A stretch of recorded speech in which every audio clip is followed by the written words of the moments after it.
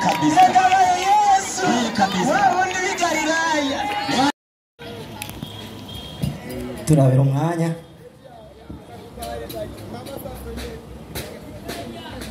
Nibaza ko hariya nabo biteguye. Ndashima Midu n'umunyeshure mwiza yamaze gutora agakaramu n'agakaye. Ashiwe niko yamba. Umunyeshure mwiza arazarandika. Haleluya. Amen. Reka mbanze ndabaramutse mu izina ry'Umwami wacu Yesu Kristo. Amen.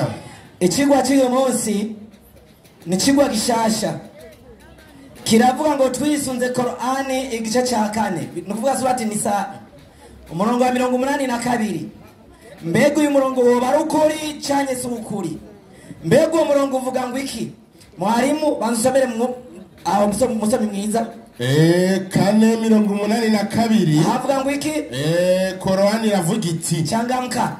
Hawaizingatii nini hii Qur'ani? Ngo mbega ngo bayiyumvira ku iki Qur'ani? Na kama ingelitoka asiyekuwa Mwenyezi Mungu, iyi Qur'ani iza kuvuye kundi muntu atari ku Mana, bila shaka wangelikuta ndani yake hitilafu nyingi. Ati Qur'ani iza kuba yavuye kundi muntu atari ku Mana bari gusangamwe ibivuguruzanya byinshi. Nca ndibaza ikimenyetso cyambere cyo gupima Qur'ani ko yavuye ku Mana nuko tudasanga mu ivuguruzanya byinshi, ariko tubisanzemwo izo bavuye kundi muntu atari ku Mana. Musomyi uranyumviriza? Yego. Dusanze mu bivuguruzanya uyu murongo ntuzoba ari ukuri, izo bavuye kundi muntu atari ku Mana. Aha tugasanga atabirimo izo bavuye ku Mana. Niyo testere yo gupima Qur'ani. Ntibisaba kunda kuja muri kaminuza, kuja muri gardienne, oya. Urupimo nuko niko dufise. No kuja muri madrasa ntibisaba. Yesu ashimwe cyane. Amen. Reka tanye ku murongo wa mbere. Hera muri Qur'ani 22 Changamka. 22. Undi barakora 28, 22, 32. Qur'ani 22:22. Havuga ngo iki? Ndasoma Qur'ani iravuga iti Yesu aguhumugisha. Aravuga ati ngo iki? Na uambatishe mkono wako katika kwapa yako. Uyu ni Mose, ngo Imana ikamubwira ngo yewe Mose, fata ukuboko kwawe ugushira mu kwaha kwawe. Mose yabwiye gushira ukuboko mukwaha, agushire mukwaha. Reka mbaze Qur'ani mbega ivyo vyanditse n'ivyo nyene.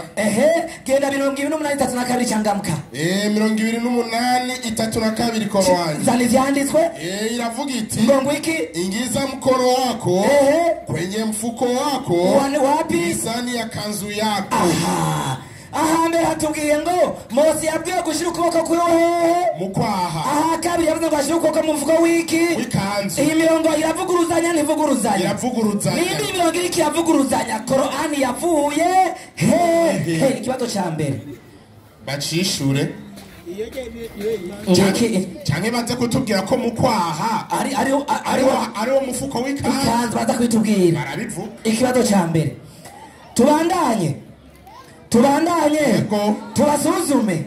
Qur'ani 7:83 Changamka. 7:83 zani vyanditswe. Qur'ani 7:83. Leta mandiko. Ndahashitse mwarimu. Koresha umwanya nk'amamega. 8:3 uri hehe? Havuga ngo iki? Umuyaga. Haravuga ati ngo iki? 7:83. Basi tukamwokoa yeye Luti na watu wake isipokuwa mke wake. Banzugezaho cyage cha Loti, Imana ivuga ngo twarakirije Loti n'umuryango wiwe ngo turetse umugore wiwe. Reka mbaze Qur'ani mbega undi murongo tubwira umugore cyangwa tubwira ikindi kintu? Qur'ani 26:170 Changamka. 26:170 Changamka. Ndahashitse. Leta mandiko. 26:170. Zani vyanditswe? Ndasoma iravuga iti Qur'ani. Ngo wiki? Basi tukamwokoa yeye na watu wake wote isipokuwa kikongwe aliyekidhari kuwa katika wakao nyuma. Navuze ngo twaramukijije Loti n'umuryango wiwe wose ngo turetse igikecuru kimwe. Iki gikecuru rero ashobora kuba yari nyina kuko nawe ni igikecuru ashobora kuba yari mushikiwe ashobora kuba ari kurinde mbega umurongo wavuze wandi uravuze ngo mukiwe uwa kabiri ngo umuryango wose warokotse turetse igikecuru kimwe uyu murongo wa kabiri urazi mukaroti cyane nawizi iyi mirongo iravuguruzanya ntivuguruzanya korowani yavuye kwande ikibazo cya kabiri bazi babyishure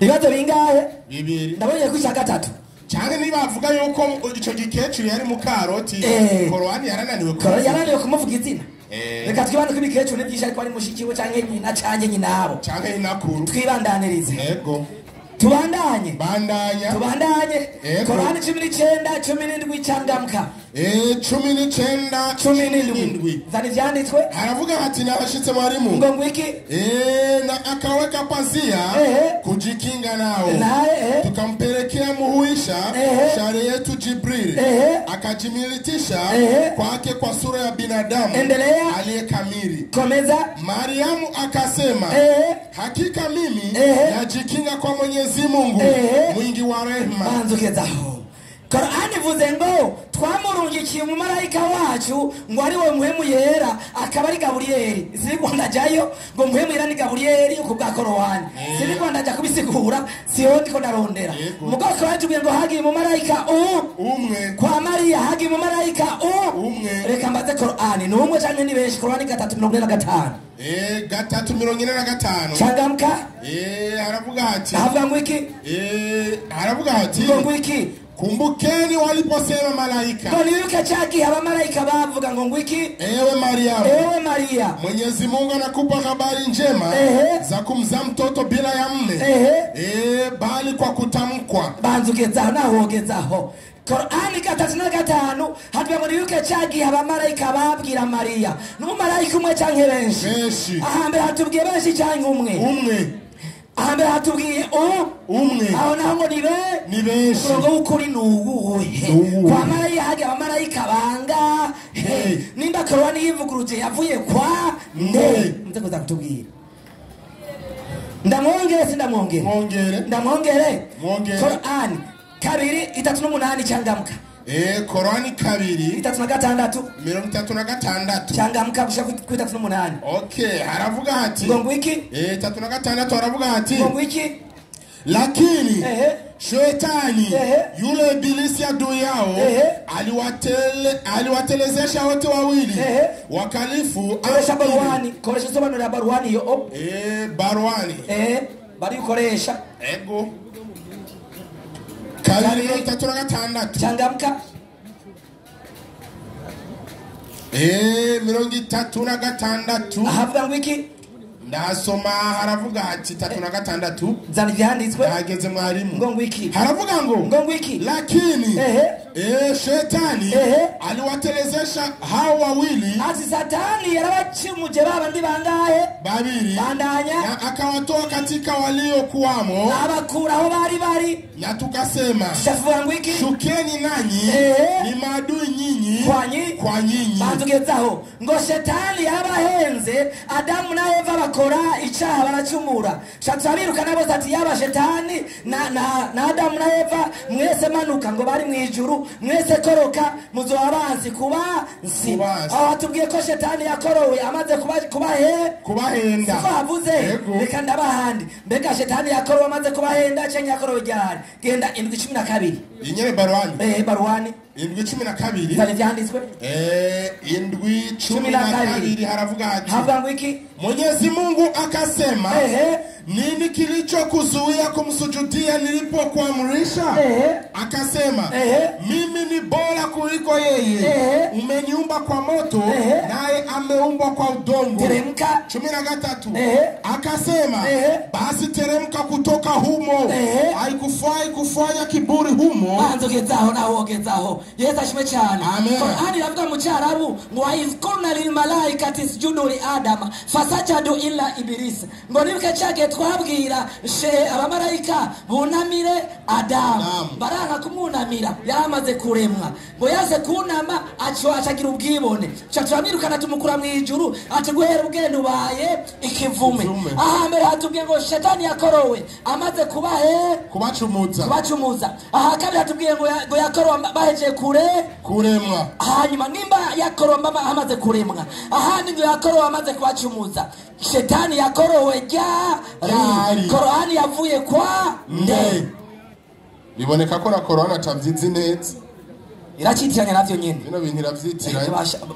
Ana kurabana aha ni cigwa genda bukebuke twibandanirize kandi mwarimu naje inyuma y'icigwa amwe mu cigwa iyo mirongo uko nyene wayitanze mvuguruze ashaka ne kuharurira tubandanye ni tubandanya genda Qur'ani 22 ine na kane changamka 22 ine na kane havuga ngo iki 22 ine na kane haravuga ati ngo iki na watu wa Medina na Musa pia alikadibishwa nikawapa muda makafiri kisha nikawatia motoni nikawatia mkononi basi ilikuwaje adhabu yangu? Abanzugezaho Qur'ani ivuze ko abantu igihe cya Mose Imana yamaze guhana bose yaramaze guhana beda Qur'ani kuvuga ko Imana yaramaze guhana byararangiye mbazundi murongo yarahanye canke nirahana genda Qur'ani aho nyene 22 ine n'indwi changamka 47 hanyene harabana yakavuga ati ahavuga ngo iki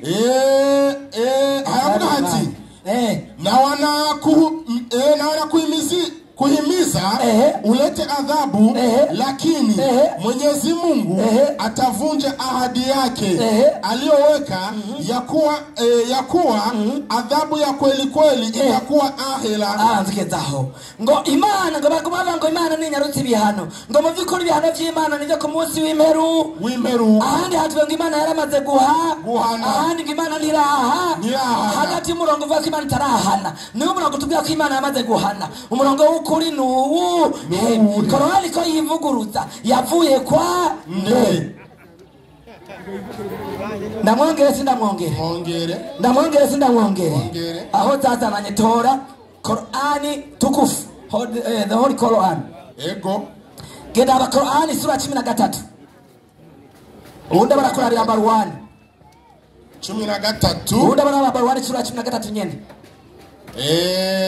havuga ngo iki 13 havuga ngo iki iravuga iti ngo iki raba aho yamanukiye iyi surati Yusuf imeteremshwa Maka Qur'ani tukuvitubiye ko sura 13 yamanukiye Maka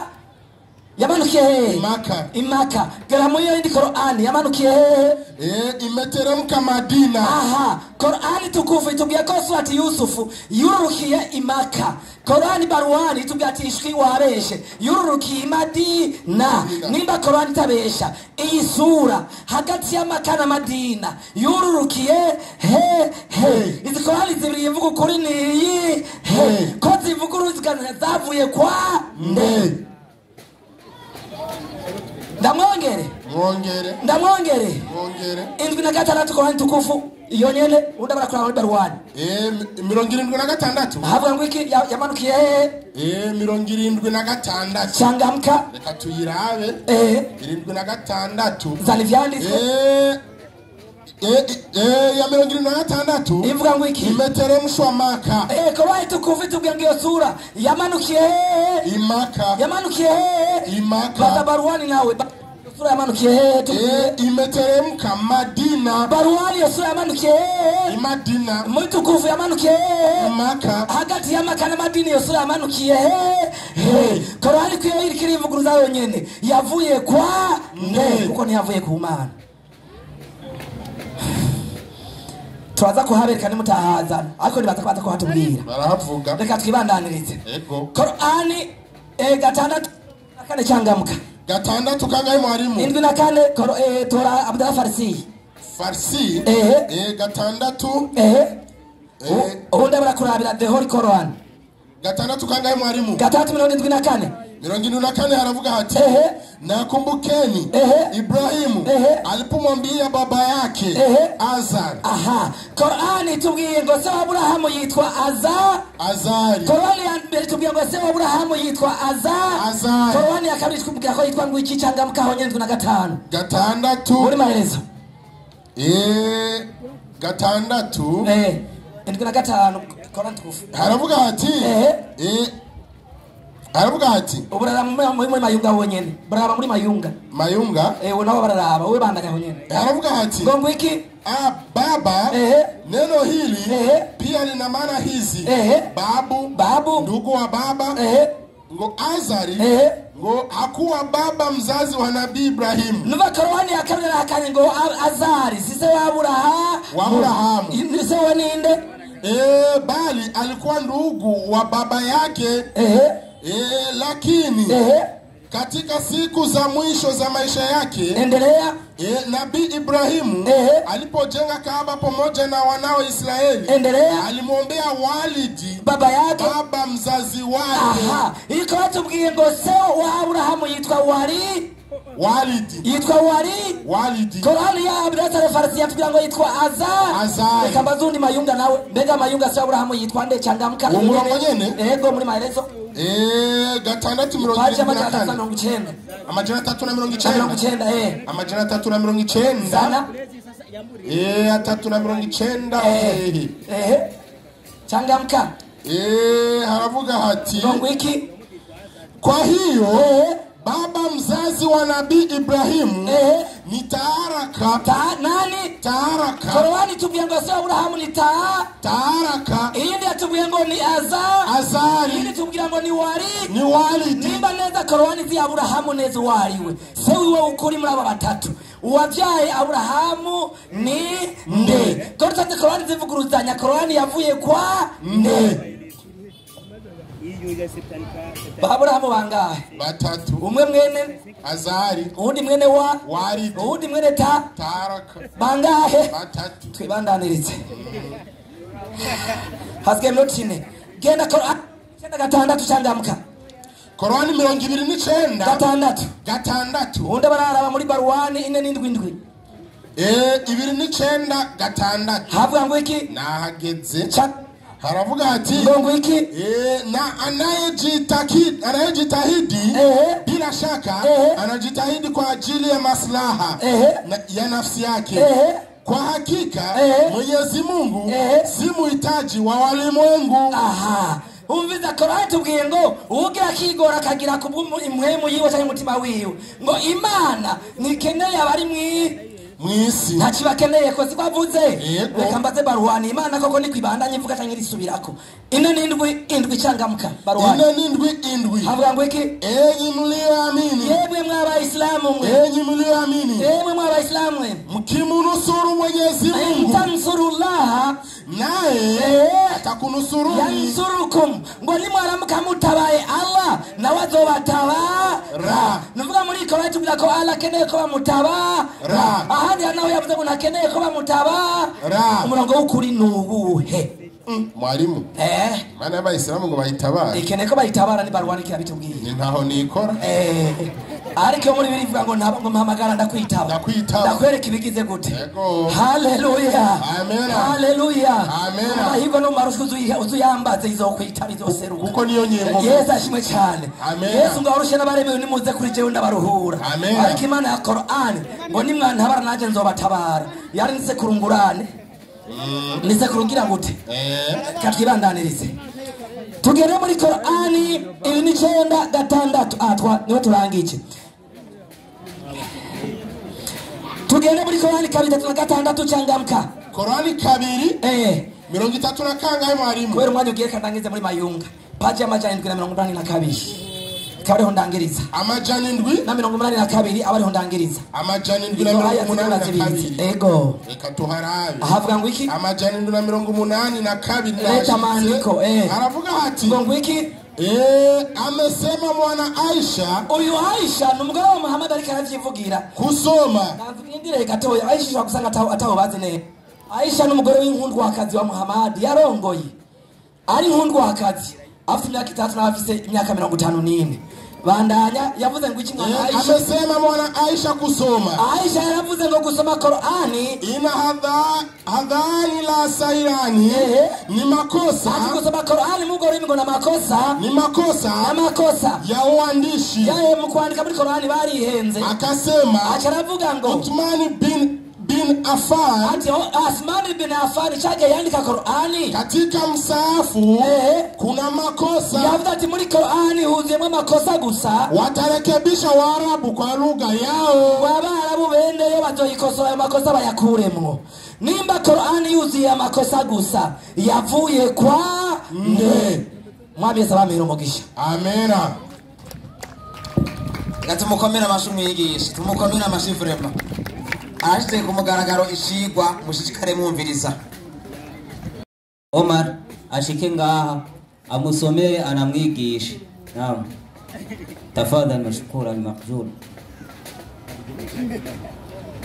niyo canke siyo yagiye muri birebire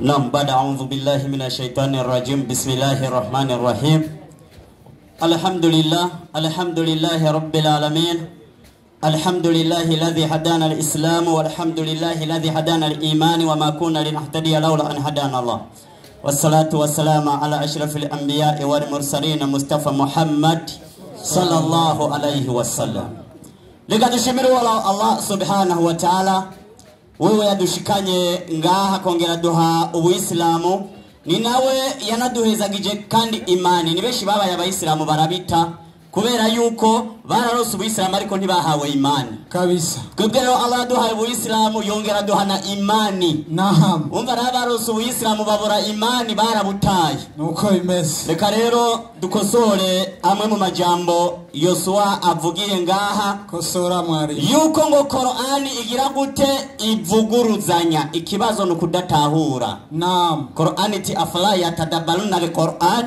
kubera iki mudatahura i-Qur'an afala taqiruna ibisebeneyo hamna akiri afala taqiruna iyi ni Qur'ani irikirakubaza yaciye rero yabanje gutanga ari naco cigwa cuno munsi Qur'ani 4:82 aho ni wirigurajayo reka cembera rero aho yahereye hamanze kurangiriza aho yarangirije ngene ndakosora kamwe kukandi yaciye ahera Qur'ani 20 aya ya 22 kubitangaro vyakozwe kwande kwa Nabii Musa alayhi salatu wasalama hamwe ngo Imana yamubwiye ngo shira ukuboko mu kwaha kwawe ahanira ngo Imana yamubwiye ngo shira ukuboko mu mu mufuko w'ikanzu yawe acaza kuvuga ngo aha ngo Imana irikiravuguruuzanya kumbe nukudatahura yuko vyari bitangaro bibiri vyakoretse mu myanya ibiri itandukanye somera aho nyene muri Baruwani hera aho nyene kabisa muri Baruwani uhere 2:8-32 muri Baruwani kisoma na maere kwizina ry'Imana nyene imbabazi nyene muwe ndiyo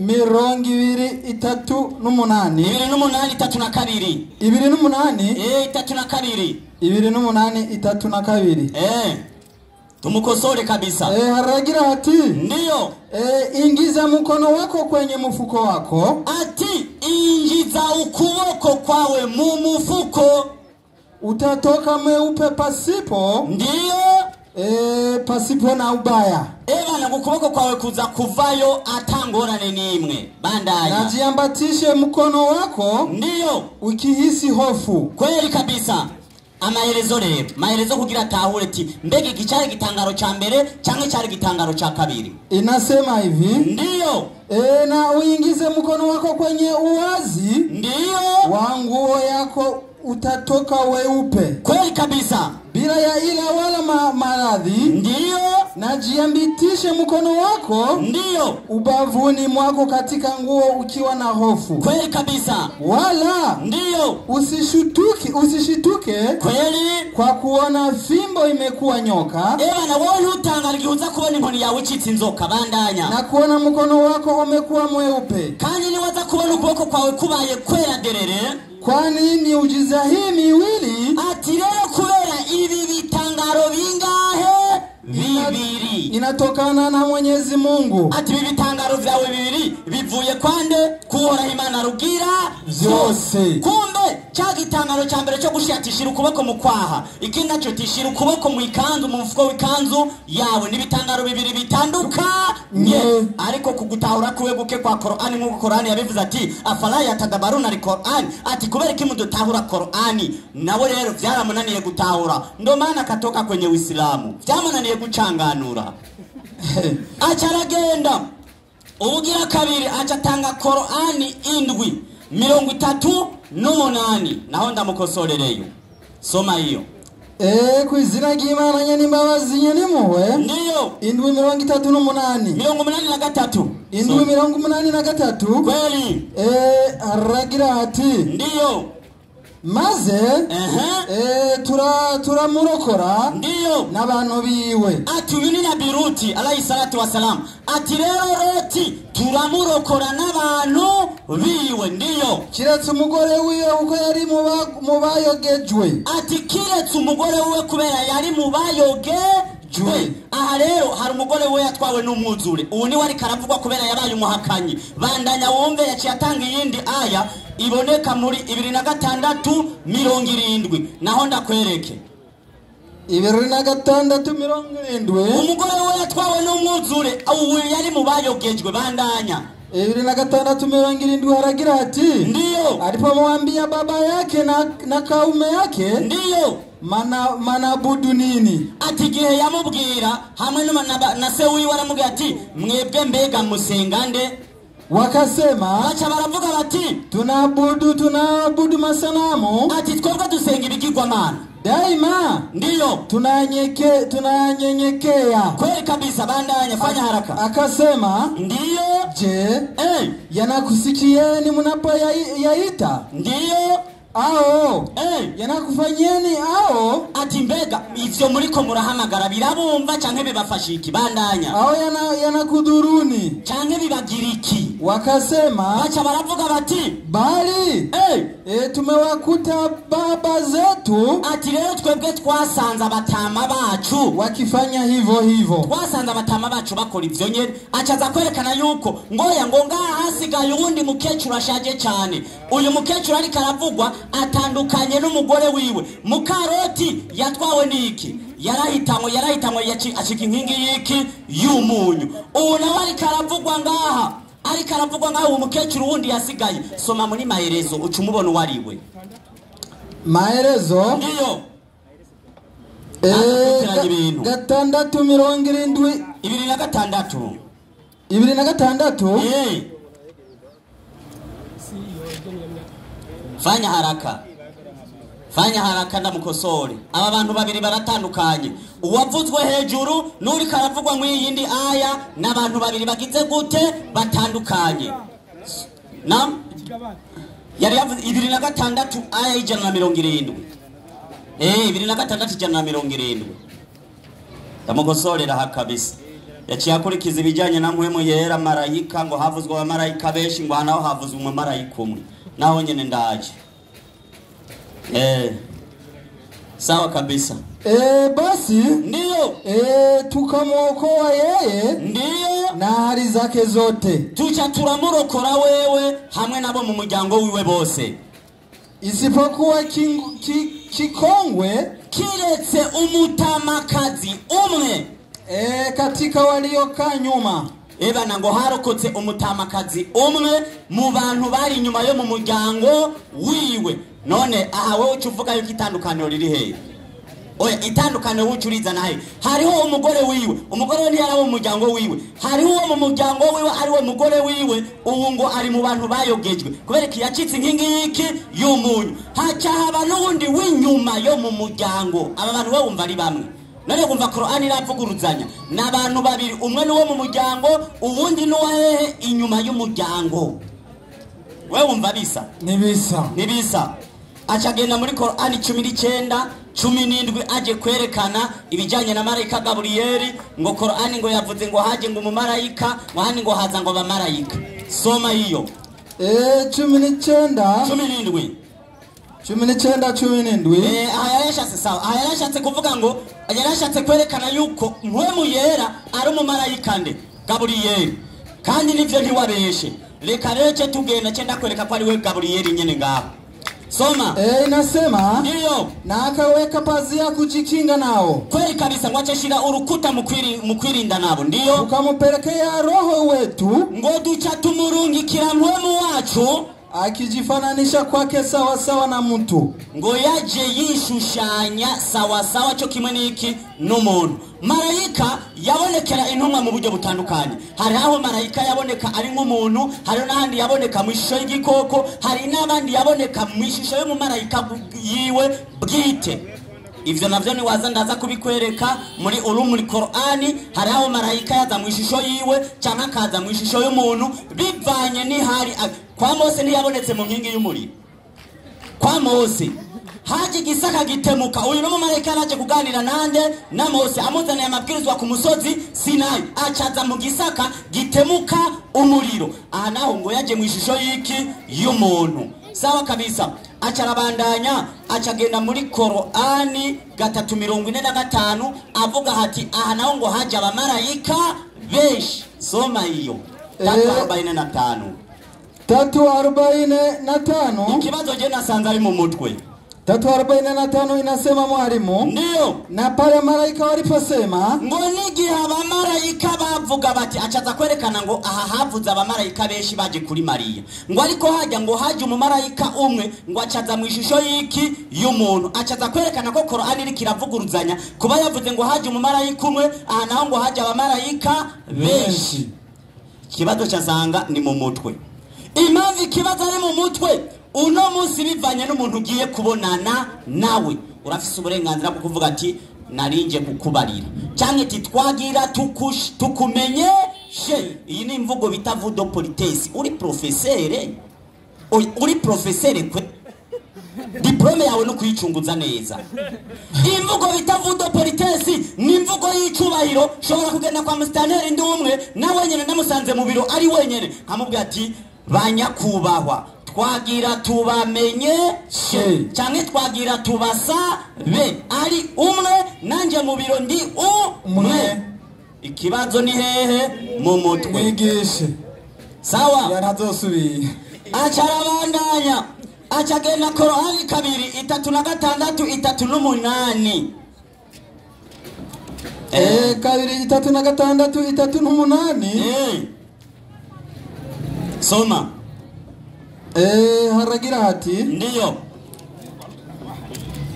3:8 inasema ndio, lakini ati ariko shetani aliwaterezesha hao wawili. Ngo shetani bose yarabatakaje aba uko ari bangahe? Babiri, Adamu n'umugore wiwe. Bandanya. Na akawatoa katika walio kuwamo, acha abakura aho bari. Na tukasema hama ngo turavuga tuti shukeni ati mwebwe rero ebana ni mururuke, nanyi ni madui nyinyi kwa nyinyi. Ati mwebwe rero mubaye abansi ku bwanyu. No kuvuga hagati ya shetani na Adamu n'umugore wiwe hababaye abansi. Twe turemera ko shetani ari umwasi wacu, mwebwe nimba rafiki yenu muraza kubidusobanurira. Bandanye 3:8 ndio tukasema hama turavuga tuti shukeni nyote. Ati rero ni mururuke mwese. None ntibaciye bururuka bose. Wowe uvuga ko shetani rero bari he? Muborurutse ntari. Wowe uvuga ko ari. Nimba uvuga ko ibaru kwimvuguruzanya, wowe uvuga ko no muzi shetani ari. Nimba bose batakuwe muri Edeni, cyangwa utubwira ati shetani muri Edeni ntiyarimwo, ucutubwira aho yabahendeye akabagira iki akababesha. Hari he? Nico kibazo. Yaciye rero abandanye cyagenda muri Qur'ani 7:12 avuga ngo surati Yusufu ngo yururukiye Maka, iyindi naho ngo yururukiye hehe, ngo iyindi Qur'ani ngikivuga ngo ko yururukiye Madina. Acavuga ngo ni Qur'ani 13. Hemwe umuislamu ari ngaho wese yasomye Qur'ani, surati Yusufu ni kigabane cha 13. Surati Yusufu ni kigabane cha 13. Ikibazo ni hehe? Mu mutwe. Ni mu mutwe. Surati Yusufu ni kigabane c'12. Ni muyimusomere surati Yusufu.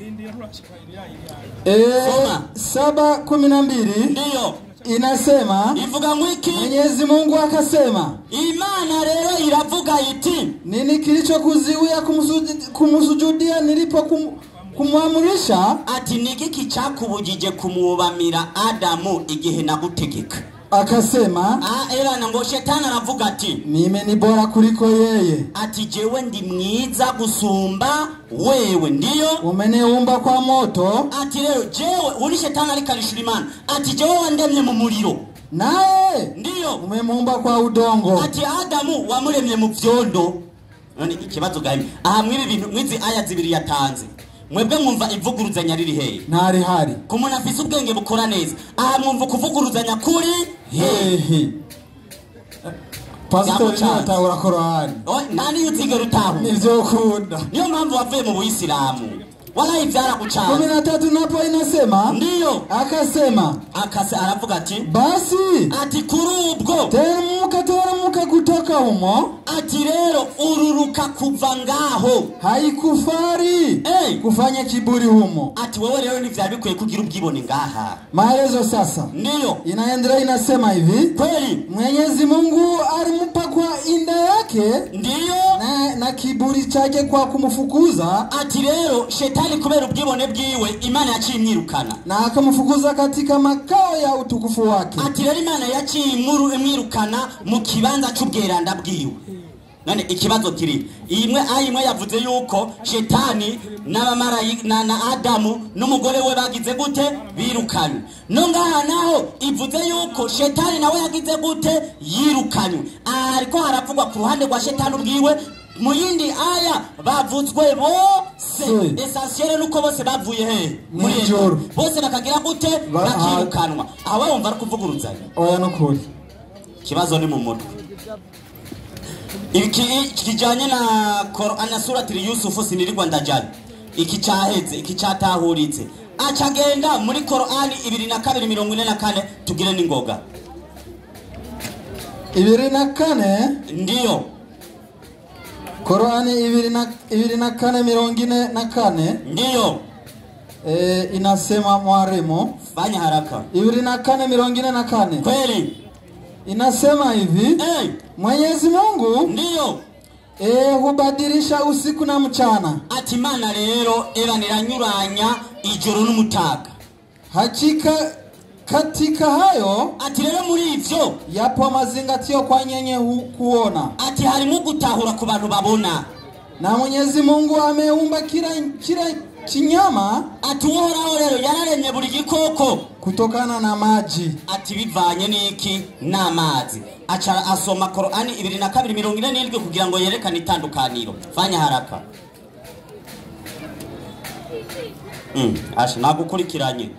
22:47 inasema hivi, ndiyo. Na wanakuhimiza ulete adhabu, ngo barakubwira rero ngo uzane ibihano. Lakini Mwenyezi Mungu atariko rero uhoraho Imana hata kwenda kinyume na ahadi yake kabisa. Atuhoraho ntiyigera agenda bitandukanye n'isezerano ryiwe. Na hakika siku moja kwa Mola wako ni mrefu kama miaka 1000 munavyo hisabu nyinyi. Ati rero umunsi umwe ku Mana ni itandukanisho kimwe n'imyaka 1000 bivanye n'igiharuro cyanyu.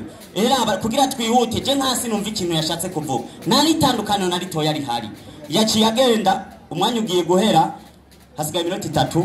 Reka turangirize cemera aho baye kwanza yarangirije kugira cyo nkora nduga iminota 3 tuyiwahe. Soma Qur'an 47 aya 7. Hari ibintu yavuze ndabihereko, ivyo yahereje ko kugira ngo ndamukure ku nzira. Fanya haraka. 47 umurongo w'indwi. Inasema hivi, ndiyo. Enyi mlioamini, ati yemwe mwemeye mkimunusuru Mwenyezi Mungu, ati yeni mwatabara uhoraho Imana rugira byose, naye atakunusuruni. Ebana ngo namwe Imana izobatabara. Achaza kuvuga ngo nimumfashe nanye nzogira gute ngo yani ngo nihuguha. Niko yashatse kuvuga ngo Imana rero y'abayisilamu ngo bafasha, achasaka kwerekana yuko umenga ni maskini. Maelezo mwalimu, ndiyo. Inasema hivi, kweli. Enyi mlioamini, ati yemwe mwemeye mkinusuru dini ya Mwenyezi Mungu, ati mwebwe ni mwatabari dini y'Imana. Ntabwo hariko haravuga ngo gutabara Imana, nugufasha nugukorera idini ryayo. naye atakunusuruni. Ati na Imana rero izoca ibafasha. Na Bibiliya nukunyene Matayo 25:43. Ubutumwa bwiza uko bwanditswe na Matayo 25:43 ndamukure ku nzira. Ayibaza ngo hari ibindi bintu yavutse. 25:43 kweli aragira ati ndiyo 25:43 fanya haraka. Nari ingenzi ni mwama indaro. Oya iyo ngo Imana irikiravuga ngo nari ingenzi ni mwama indaro. Imana rero ni maribo bitagira ahirara. Nimba sobanura ari dawe washatse kuvuga. Iyi Mana ni mayibobo iraramwikanira ariko yaragiye kwa kindaro bandanya. Nagenda gusa ni mwanyambika. Oya iyi Mana yanyigendenye kubugero ikeneye abantu bayagahuzu. Ukunuko abariko baravuga guti iyo uhuye n'umuntu amerewe nabi mufashe aho uzoburi kurafasha iki Imana. Niyo sobanuro. Okay bandanya kigenda Qur'ani 29:6 naho ndamukureyo. Fanya haraka. Qur'ani 29:6 ndiyo 29:6 turasoma ku izina ry'Imana nyene imbabazi nyene mu. Ahi iminota ya mbere bari gukosora ubucafu turaza kuribata mu nyuma. Inasema ndiyo na anayefanya juhudi ati rero umuntu wese akora kigoro bila ya shaka anafanya juhudi kwa ajili ya nafsi yake. Umuntu wese akoza kigoro mu idini y'Imana abari karakorera umutima wiwe. None wewe ngubu iyo ukoza kigoro mwibi ko uri kurakorera ni wewe uri kurakorera umutima wawe. Bandanya. Inaendelea inasema ndiyo hakika Mwenyezi Mungu ni muhitaji kweli na walimwengu. Ati rero burya Imana nta nubwo ikeneye abari mwisi ahubwo twe nitwe tuyikeneye. Wabillahi tawfik. Assalamu alaikum.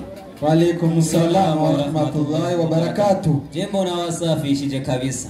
Nta kibazo kweli kabisa. Burya ushobora gufata itangwa ryurike kumubehe Imana Allah subhanahu wa ta'ala ati wallahu mutimu nurihi walau kari hari kafirun. Mwenyekiti minoti ngayisigaye turabire jani turenze. Yani ukuri kw'Imana asigaye birutu sinyare. Yani ukuri kw'Imana kuraja kumugaragara ndiyo bw'abahakanye ngo bashavu weshake wiyahura kuja kumugaragara live